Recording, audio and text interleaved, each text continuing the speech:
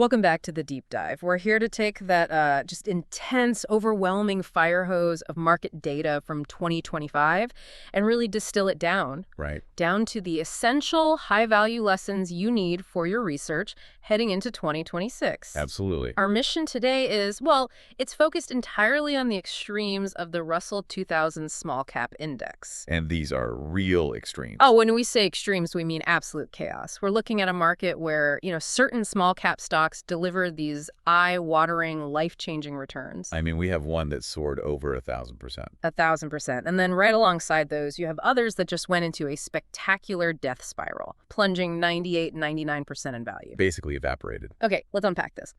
The goal here isn't just to gawk at the scoreboard. The goal is to extract the crucial, actionable lessons for your 2026 playbook. Mm-hmm. How did the successful companies manage to secure that massive growth? And maybe more importantly, what were the obvious warning signs that investors ignored right before the total collapses? It's an absolutely critical exercise. Yeah. I mean, 2025 was defined by this hyper volatility, particularly in biotech and especially finance within the small caps. Right. So we've analyzed a compelling stack of sources on three massive winners. The Oncology Institute, that's TOI, Palvella Therapeutics, PVLA, and Cidara, or CDCX. And the losers. And three major losers, Mechanics, Bancorp, MCHB, Triller Group, ILLR, and Kestrel Group, KG. Okay, so before we jump in, was any of this tied to bigger picture stuff, global macro, news out of Turkey, anything like that? That's a key finding. Our sources show these swings were overwhelmingly driven by hyper-local factors. So company-specific. Exactly. Company-specific catalysts, integration failures, compliance issues. We found very, very little connection to broader global events. It just reinforces the need for deep, targeted due diligence in this space. That focus on fundamentals is exactly what we need to eliminate. Let's start with the thrill of victory. Kicking off the winner's circle is the Oncology Institute, Inc., or TOI. We are talking about a phenomenal performance. Just unbelievable. A jump of over 1,000% in 2025, closing the year around $3.56 a share. That puts its market cap around $350 million. A 10-bagger in 12 months. How do you pull that off in healthcare? Well, that kind of return comes when the market finds a company that perfectly aligns with a future trend. TOI is a California-based oncology provider, but their secret sauce is their core focus on value-based care agreements. Okay, explain that for the audience who may not be steeped in healthcare jargon. Why does the market love value-based care right now? It's all about risk and efficiency. Traditional fee-for-service rewards providers for volume, no matter the outcome. Right. More procedures, more money. Exactly. Value-based care flips that. It shifts the financial risk back onto the provider if they fail to manage the patient's health efficiently. The market sees this as the future. Because it incentivizes better outcomes and cost control. Precisely. It's a structural advantage, even if the company is still building scale. And that scale is exactly what drove the 2025 jump. Right. They expanded rapidly to 16 different markets. And the key catalyst was this major partnership announcement. A deal with Silver Summit Health Plan in Nevada. And what does that deal entail? That single agreement covers oncology services for 80,000 Medicaid patients. Wow. That's a massive, verifiable, predictable revenue stream that just suddenly appeared on their books. That explains the growth narrative. But this is where my skepticism kicks in. Our sources show rapid revenue growth. Sure, $119 million in Q2, up 21%. Right. But they were still posting a GAAP loss of $11.2 million in Q2. How does the market justify a 1,000% surge when the company is still deep in the red? Is this just hype? Not pure hype, but pure potential. Investors bought heavily into the management's guidance. They anticipate hitting $460 to $480 million in revenue for the full year. Okay. And critically, achieving positive operational EBITDA by Q4 2025. So that's the inflection point. That's the signal. That transition from deeply negative to operationally sound within a year is huge. Plus, they mitigated their immediate debt risk with a crucial credit arrangement. So the market basically said, we don't care about the immediate loss. We care that the growth engine, the Nevada deal, is accelerating you past break-even in Q4. Precisely. They're betting on that scale, versus huge rivals like McKesson U.S. Oncology. TOI's story is about winning in a niche with a new financial model. Okay, let's pivot to another high flyer. Palvella Therapeutics, PVLA, another biotech success story, soaring 801%. Went from about $11 to 104. Yeah, and this one is even more astounding in some ways, Why is that? because its rise is based on something fundamentally riskier than a partnership deal. It's Oh. all about the clinic. Right, the nature of biotech, it runs on data. It runs on clinical data. Yeah. PVLA focuses on rare skin diseases, developing something called Q2RI 3.9%, which is a topical rapamycin gel. The 800% growth was driven almost entirely by anticipating key clinical milestones. They had dual catalysts in the pipeline. What were they? Phase 2 results were expected right at the end of 2025, and then the make-or-break Phase 3 results are anticipated in early 2026. So a 1-2 punch of data readouts. Exactly. Plus, the FDA gave them fast-track approval for one of their indications, which is a massive psychological boost. It signals the agency believes the drug is important. And how solid is their foundation? I mean, biotech requires enormous amounts of patient capital. Do they have the cash to see this crucial Phase 3 trial through? That's often where these stories fall apart. That is the essential de-risking factor our sources highlighted. They have a strong cash position, $63.6 million in Q3. That's enough. Management projected that's sufficient to fund operations until late 2027. That buffer lets them complete Phase 3 without the constant fear of dilution. So they have the runway, they have regulatory confidence, and major data readouts are imminent. That explains why the market cap is now a robust $1.2 billion. Absolutely. Analysts have been pushing strong buy ratings, but as you noted, we have to acknowledge the critical risk here. It's all built on hope. That $1.2 billion valuation is built on the premise of successful trials. If that Phase 3 data in 2026 fails to show efficacy, that valuation collapses instantly. The binary nature of biotech. In the highest risk, highest reward sector, precisely for that reason. Okay, our third success story, Cidara Therapeutics, CDTX, gives us the ultimate exit strategy.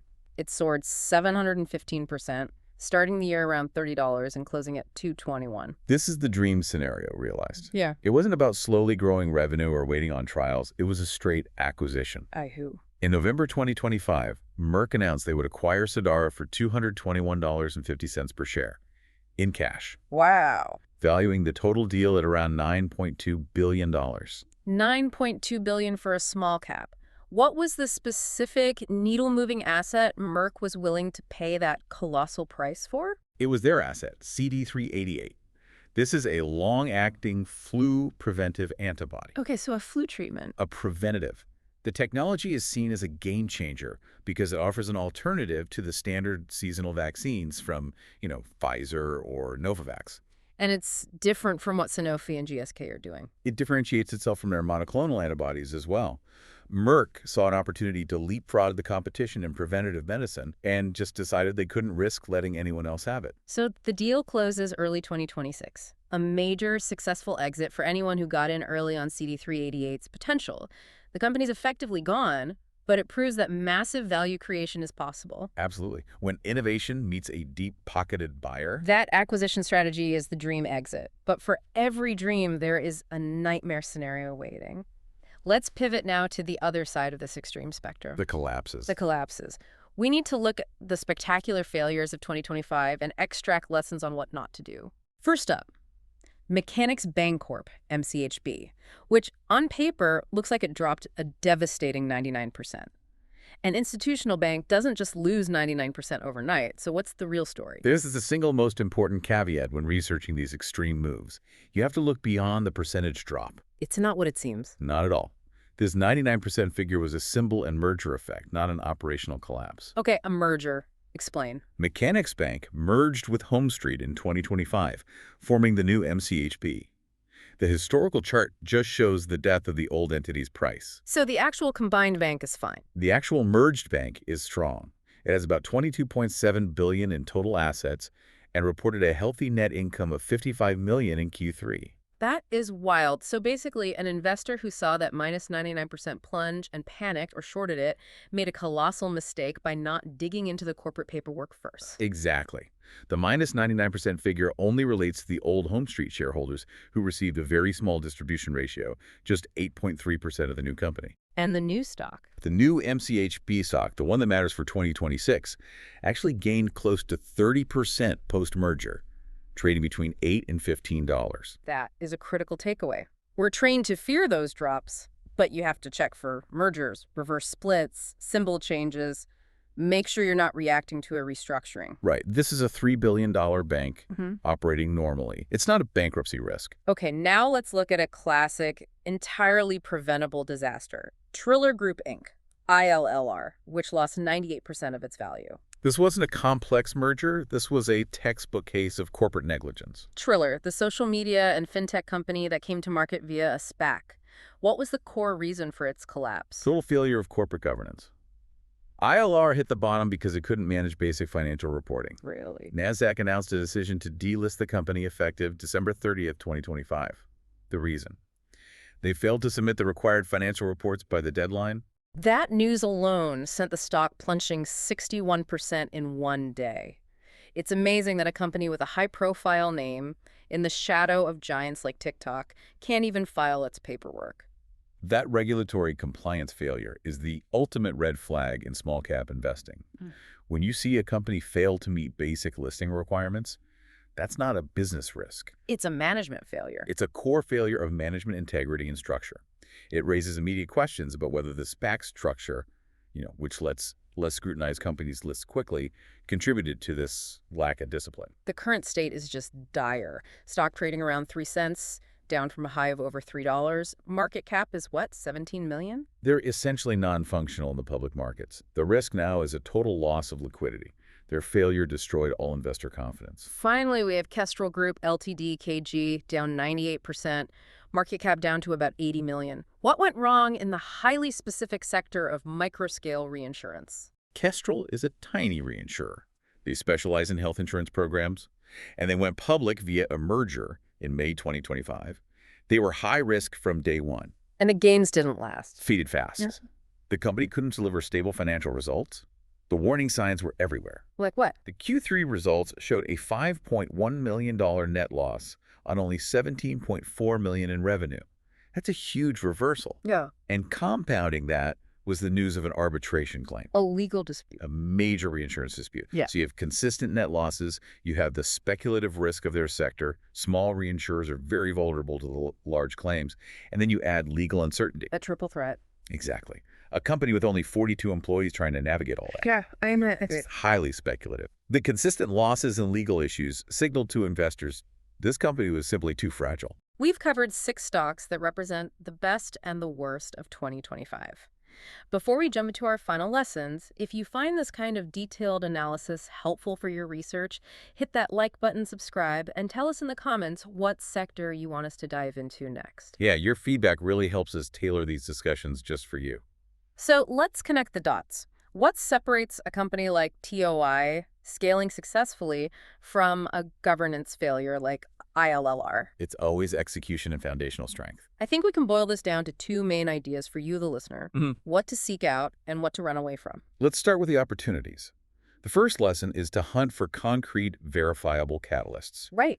The TOI, PVLA, and CDTX examples show you need a major impending event to drive 1,000% gain. That means looking for strong cash reserves, like PVLA's runway. Or a solid business model, like TOI's value-based care. Or specific tangible product timelines, FDA approvals, major binding partnerships. And you have to believe management can hit those targets. But the risk you should never take is our second lesson. Prioritize financial discipline and corporate governance. Absolutely. You must avoid companies that show the kind of catastrophic reporting issues we saw with ILR. A Nasdaq compliance failure isn't a sign of tough business conditions. It's a sign of negligence. Or worse. Or worse. Similarly, steer clear of small entities like KG that show consistent, heavy net losses post-merger without a clear path to profitability. If they can't manage $17 million in revenue without losing $5 million, they can't weather any storm. And this brings us to the MCHB story, which challenges our assumptions. Lesson 3. Critical due diligence on corporate actions. Yes. If you see a 99% plunge, your first step has to be to check the news, not the panic button. You have to understand the shareholder conversion terms. The MCHB anomaly proves a solid bank can look like a total failure on a raw price chart. So avoid the speculative, cash-burning ventures, but don't let a complex transaction scare you away from a fundamentally sound balance sheet. To summarize for your 2026 research, hunt for small caps with a major impending catalyst, a reliable management team, and a cash budget that gives them a significant runway. And steer clear of companies with consistent compliance problems, heavy debt, or business models built solely on hope. Final provocative thought for you to explore as you continue your own research. Given the huge difference between TOI operationally losing money but with a clear growth story, and CDTX, which was acquired for its potential, how should you weigh immediate profitability versus pure market disrupting growth potential in your 2026 allocation? And a mandatory reminder. Investing in Russell 2000 stocks, especially microcaps like these, is inherently high risk and speculative. These cases show extreme volatility is the norm, Not the exception. not the exception. Always conduct your own thorough research, DYOR, and understand that our discussion is strictly for informational and educational purposes. Thank you for joining us for this deep dive. We'll catch you next time.